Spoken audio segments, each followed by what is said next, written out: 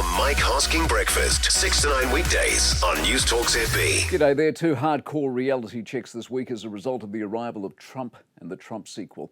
BP summed up the climate dilemma very succinctly. We got it wrong on net zero. Net zero has become an unobtainable obsession. Of course, a business decision for many thousands of companies all over the world, driven not by clear-sighted intelligence, but woke nonsense and a desire not to stand out from the crowd. That mad, insecure feeling you had when you're 10 in the schoolyard, not to look different, say anything unusual or attract attention, as it turns out, stays with you all the way up to the boardroom.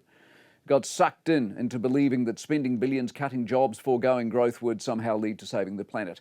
We got it wrong on net zero. So BP are back in the oil business because Trump said drill, baby, drill. And that was a campaign slogan in an American election, but clearly with a flow-on effect for the whole wide world. And then aid. Nothing wrong with aid, but a Labour Prime Minister in Britain this week cut the aid to pay for defence. And the polls say he did the right thing.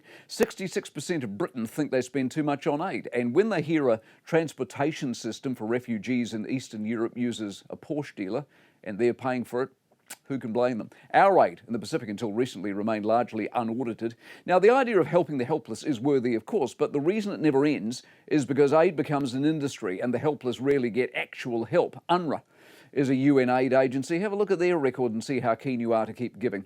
It is human nature, of course. Most ideas start off well but blow out into a combination of madness, waste, expansion and slackness until somebody comes along and says, enough. The core principles of aid and a cleaner planet remain laudable, and as far as goals and ideals go, not bad ideas at all. But until we can bring some discipline to the execution, some rigour to the containment and parameters of the targets, some realism around what's actually practically achievable, it will always be hijacked by the tryhards, the do-gooders and the zealots. We will always make the same mistake. It will end up needing a German election-type result or a Trump-type victory to bring us back to our common sense. The Mike Hosking Breakfast, 6 to 9 weekdays on Newstalk ZB.